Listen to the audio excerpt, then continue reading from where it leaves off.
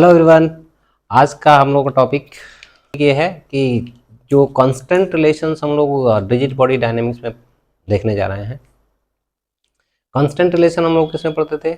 Dynamics of particles, जिसमें Newton's law of motion जो पढ़ते थे, तो उसमें हम लोग का बॉडीज में कांस्टेंट रिलेशन यानी relation between acceleration and velocities of two objects, यानी एक का मोशन जब दूसरे पर डिपेंडेंट होता है तो उस केस में हम लोगों का आता है कांस्टेंट रिलेशंस। फॉर एग्जाम्पल कि अगर हम लोगों का कोई पुली होता था, इस पुली से एक ब्लॉक इधर है, एक ब्लॉक इधर है, तो जब ये मूव करेगा तो ये भी मूव करेगा। तो अब इसका मोशन जो भी है एक दूसरे पर डिपेंडेंट है, इसलिए इन दोनों के एक्सेलरेशन और वेलोसिटी में हम लोगों का एक रिलेशन आता है, that is called constant relation. उसी तरह से रिजिड बॉडी डायनेमिक्स में भी हम लोगों का constant relations between velocities and accelerations. आइए उसको हम लोग देखते हैं। टॉपिक है फॉर मास पुली सिस्टम, और जनरली हम लोगों का रिजिड बॉडी डायनामिक्स में मास पुलिस सिस्टम में ही कांस्टेंट रिलेशन लिखने को आता है। तो सबसे पहले मास पुलिस सिस्टम हम लोगों का कि देयर इज सर्कुलर डिस्क और this is a pulley, pulley is hinged at this axle. ये हम लोगों का इसके अबाउट ये हिंज। अब इस पुली पर हम लोगों का एक रोप या स्ट्रिंग, रोप का मतलब तो हैवी हो गया, स्ट्रिंग बोल सकते हैं, स्ट्रिंग पास हो रहा है ऊपर से और इस पे दो ब्लॉक हम लोगों का हैंग किया हुआ है। दिस इज M1 M2, और इसको M1 हम लोग बोल दें, इसको M2 बोल देते हैं। और इसमें फ्रिक्शन है, स्ट्रिंग और इस पुली के बीच में फ्रिक्शन है। इस पुली का रेडियस हम लोगों का R और मास इसका M, कैपिटल R। तो अब अगर हम लोगों का यहाँ फ्रिक्शन होगा तो ये हम लोगों का आइडियल पुली तो नहीं हुआ। आइडियल पुली जब होता है तो उस केस में हम लोगों का फ्रिक्शनलेस पुली होता है। This is not an ideal pulley, that means there is a friction between string and the pulley. तो उस केस में हम लोगों का ये जो स्ट्रिंग है ये पुली के ऊपर स्लाइड नहीं कर रहा है, स्लिप नहीं कर रहा है। दैट मीन्स कि जब ये रोटेट होगा तो इसके साथ पुली भी हम लोगों का आगे इस तरह से जितना पोर्शन पुली पर होगा उतना ही हम लोगों का उसके पुली के साथ ही रोटेट हो रहा होगा। तो अब यहां से लेके यहां तक का पोर्शन ये हम लोगों का ओवर द पुली, जैसे ये हम लोगों का स्ट्रिंग का पोर्शन है ओवर द पुली। अब इतना पोर्शन पुली के साथ ही रोटेट हो रहा होगा और यहां पर जब आएगा तो इसमें कांटेक्ट हट जाएगा, कांटेक्ट हटने के बाद ये डाउनवर्ड डायरेक्शन में इसकी वजह से। तो अगर हम लोगों का पुली रोटेट कर रहा है, let us suppose this mass is heavy, तो उस केस में हम लोगों का ये लाइट है, ये हैवी है, तो ये डाउनवर्ड जाएगा और ये अपवर्ड जाएगा। तो ये हम लोगों का डाउनवर्ड डायरेक्शन में, ये अपवर्ड डायरेक्शन में। पुली हम लोगों का रोटेट करा होगा, पुली हम लोगों का रोटेट करेगा। Let us suppose this has an angular acceleration of alpha, इसका एंगुलर एक्सेलरेशन कुछ होगा। अब ये जो स्ट्रिंग है यहाँ पर हम लोगों का टेंशन अपवर्ड डायरेक्शन में, यहाँ पर mg या इसको हम M2G बोल देते हैं, यहाँ पर टेंशन अपवर्ड डायरेक्शन में और इसका वेट M1G। लेकिन क्या अब हम लोगों का ये दोनों तरफ टेंशन का वैल्यू सेम है? नहीं। अब इस केस में हम लोगों का यहाँ फ्रिक्शन अगर है तो दोनों साइड में टेंशन का वैल्यू सेम नहीं होगा, क्योंकि ये हम लोगों का स्ट्रिंग इस पुली पर स्लिप नहीं कर रहा है, देयर इज नो स्लिपिंग। तो इस नहीं स्लिपिंग होता है तो उसी को हम लोग क्या बोलते हैं? Rolling. This is pure rolling condition. That means कि इसमें स्ट्रिंग और पुली पर दो पॉइंट अगर हैं तो इन दोनों के बीच में हम लोगों का रिलेटिव स्लिपिंग नहीं है। दैट मीन्स दोनों का वेलोसिटी हम लोगों का सेम है, क्योंकि वेलोसिटी जब सेम होता है तभी हम लोगों का there is no relative slipping. तो यहाँ पर स्ट्रिंग का हर एक पॉइंट का वेलोसिटी और इस पुली के हर एक पॉइंट का वेलोसिटी क्या है? सेम डायरेक्शन में और सेम। तो इसलिए हम लोग कहते हैं कि यहाँ पर टेंशन दोनों साइड में सेम नहीं होगा, क्योंकि यहाँ फ्रिक्शन है। तो let us suppose this is T1 and this one is T2, लेकिन यहाँ से यहाँ तक में तो हम लोग का हर जगह स्ट्रिंग का टेंशन सेम ही है। तो इस पुली पर इस डायरेक्शन में जो टेंशन लग रहा होगा वो तो T2 ही होगा, यहाँ पर पुली पर जो टेंशन लग रहा होगा इस डायरेक्शन में that will be the T1। T1 T2। अब अगर हम लोगों के इनके भाई न्यूटन्स लॉ ऑफ मोशन जो पढ़ते हैं हम लोग, न्यूटन सेकेंड लॉ, अब इसका ट्रांसलेशनल मोशन हो रहा है और इसका रोटेशनल मोशन हो रहा है। तो इसके लिए rotational motion Newton second law, sorry, इसके लिए Newton second law translational motion और इसके लिए rotational motion which is torque equal to I alpha. दूसरा चीज, अब देखते हैं हम लोग यहाँ पर इस पॉइंट का एक्सेलरेशन। अब इसमें पुली का जो पॉइंट है इसका टेंजेंशियल एक्सेलरेशन इस डायरेक्शन में हम लोगों का है, टेंजेंशियल एक्सेलरेशन होता है r इंटू अल्फा। इस पुली पर जो पॉइंट था इधर, इसका टेंजेंशियल एक्सेलरेशन इस डायरेक्शन में है, at equal to r alpha.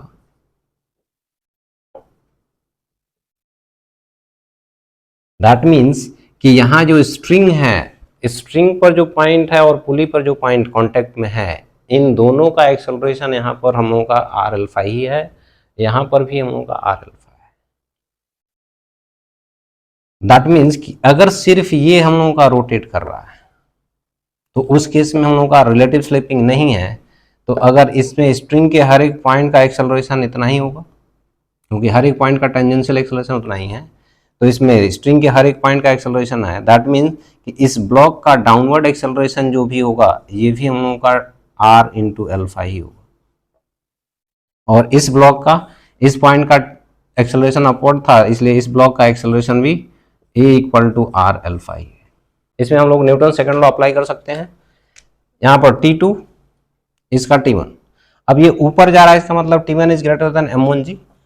तो इसके लिए अगर लिखते हैं तो T1 minus m1g equal to m into a, net force upward direction में, equal to mass into acceleration, that is m1 into a is r alpha. This is first equation. Second, इसमें अब ये डाउनवर्ड जा रहा है, इसका मतलब m2g T2 से ज्यादा होगा, तो नेट डाउनवर्ड फोर्स कितना, m2g माइनस T2। तो m2g minus T2 equal to m2 into a is r alpha. This is second equation. और ये हम लोगों का इस पे टॉर्क लग रहा होगा जिसकी वजह से ये रोटेशन कर रहा है। इसमें अब इसका वेट इस पे mg एक्ट कर रहा होगा, तो सेंटर ऑफ मास इसका कैपिटल M इंटू जी, तो इसकी वजह से तो इस पुली को टॉर्क मिलेगा नहीं। ये जो टेंशन है और ये जो टेंशन है, ये वाला टेंशन हम लोगों का इसको एंटी क्लॉकवाइज घुमाना चाहेगा, और ये वाला tension clockwise.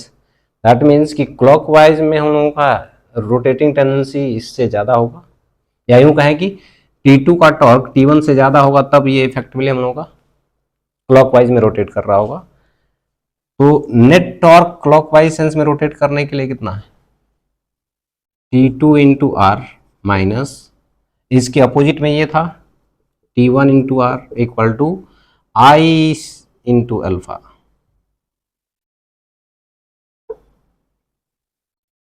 This is third equation. ये तीन इक्वेशन हम लोगों का, और तीन इक्वेशन में से हम लोगों का अननोन कितना है, अल्फा। इन दोनों का एक्सेलरेशन तो हम लोगों का आर अल्फा पे डिपेंडेंट है, तो अल्फा, T1 और T2 ये हम लोगों का तीन अननोन। तो इन तीनों इक्वेशन को सॉल्व करके हम लोग सॉल्व कर सकते हैं अल्फा का वैल्यू और T1 T2 का value. For example T2 minus T1, यहां से हम लोगों को कितना दिख रहा है, I alpha divided by r, ये हो गया। यहां पर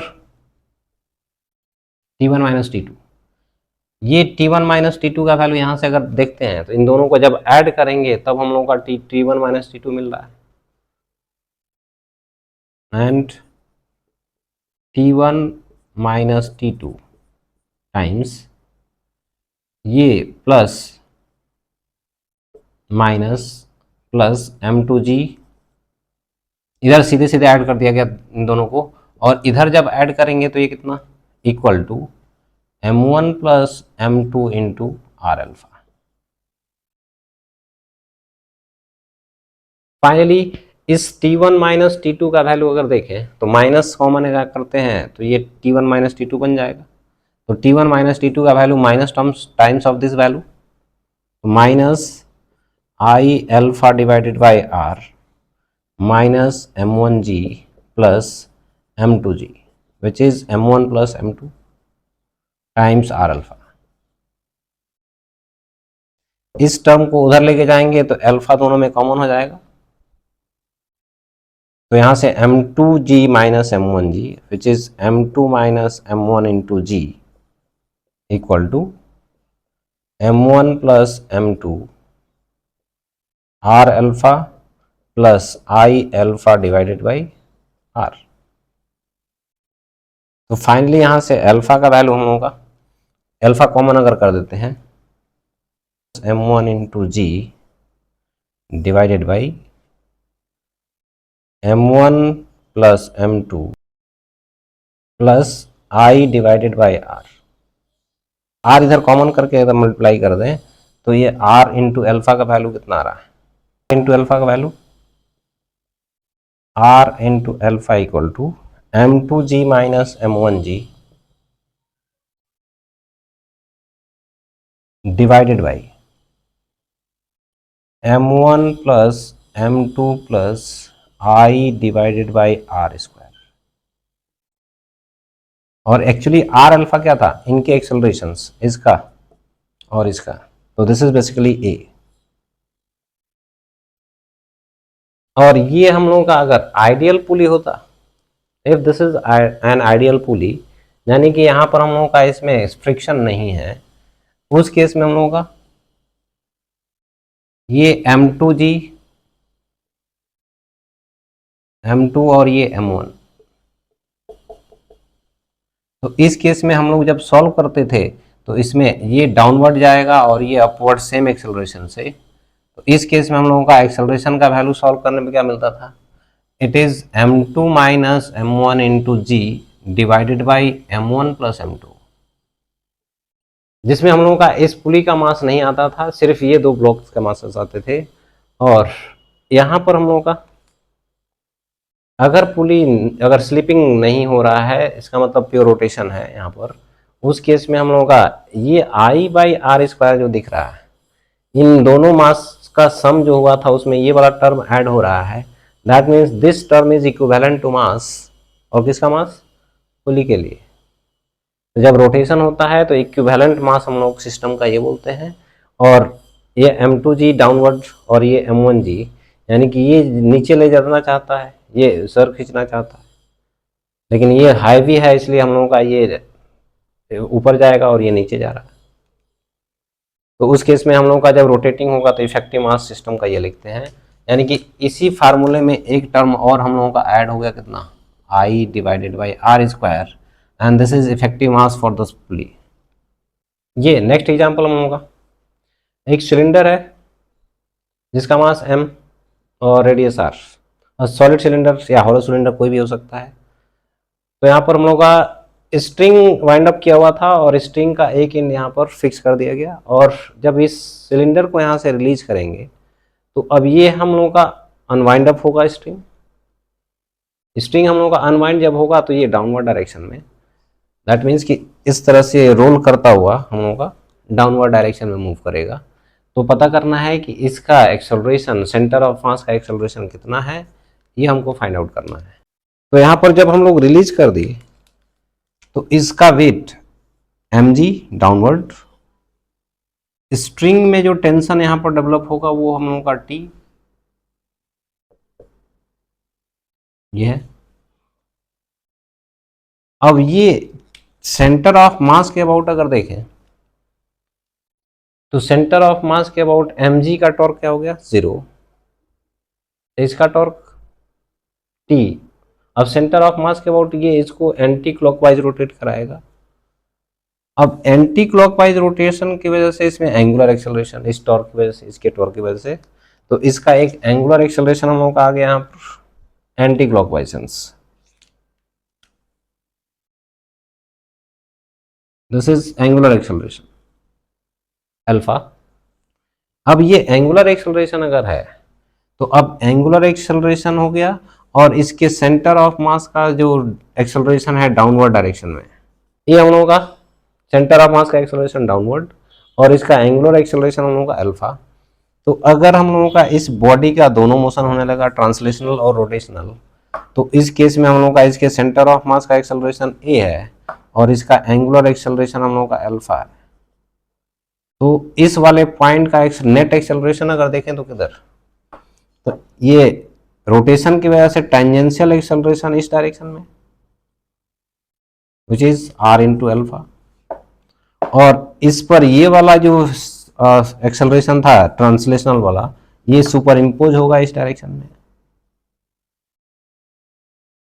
अब अगर हम लोग कह रहे हैं कि यहाँ पर स्ट्रिंग, कहीं पर भी स्ट्रिंग पर ये सिलेंडर हम लोगों का स्लिप नहीं हो रहा है, इस पॉइंट पर हम लोगों का जब था तो ये सीधे नीचे रोल करता हुआ आ रहा है स्ट्रिंग पर, या कह सकते हैं कि स्ट्रिंग पर ही ये रोल करता हुआ डाउनवर्ड डायरेक्शन में जा रहा है। That means string is just like a surface, और इस पर ये हम लोग का इस तरह से रोल कर रहा है और डाउनवर्ड डायरेक्शन में जा रहा है, यानी कि यहाँ पर हम लोग स्ट्रिंग पर ये प्योर रोलिंग कर रहा है। तो प्योर रोलिंग का कंडीशन क्या होता है, v c equal to r omega. इसमें हम लोग का कंडीशन जब इसको डिफ्रेंशिएट कर देंगे तो इस केस में हम लोग का d v c by d t equal to r into d omega by d t, and this one is centre of mass acceleration r और this one is angular acceleration. तो ये हम लोगों का कंडीशन हो जाता है ए सी और a equal to r alpha. एक इक्वेशन तो हम लोगों को डायरेक्ट मिल गया। दूसरा एम जी इस पे डाउनवर्ड टेंशन अपवर्ड, तो नेट एक्सेलरेशन इसका m g minus t equal to m into a. This is first equation, this is second equation. Third equation torque, centre of mass के about torque इस tension का मिल रहा था anti clockwise rotate कराने के लिए, तो T into r equal to I. अब इसको सिलेंडर मान रहे थे, तो सॉलिड अगर होगा तो m r square by two, hollow होगा तो एम आर स्क्वायर लिखेंगे। अभी सॉलिड फिलहाल के लिए हम लोग मान रहे हैं, तो it is m r square by two I into alpha, और T equal to m r into alpha by two. R alpha का वैल्यू इसको यूज कर लेंगे, दिस इज थर्ड इक्वेशन। अब यही हम लोगों का तीन अननोन था, तीन इक्वेशन है, a alpha and T. M r alpha by two यहाँ, और इसमें a equal to r alpha put कर देते हैं, तो m g minus m r alpha by two T का वैल्यू, और ये हो गया एम आर इंटू अल्फा। तो फाइनली यहाँ से ये m r alpha plus m r alpha by two is 3/2 m r alpha, and this is equal to M G. तो यहाँ से आर अल्फा का वैल्यू कितना, 2g/3, and this is centre of mass acceleration. तो इसमें हम लोग का सेंटर ऑफ मास का एक्सेलरेशन इट इज 2g/3, और इसमें अल्फा का वैल्यू हम लोग का आर डिवाइड कर देंगे। टेंशन का वैल्यू कितना हो गया, आर अल्फा का वैल्यू 2g/3 पुट कर देते हैं, तो it is 2m into r times divided by 2, which is simply mg/3.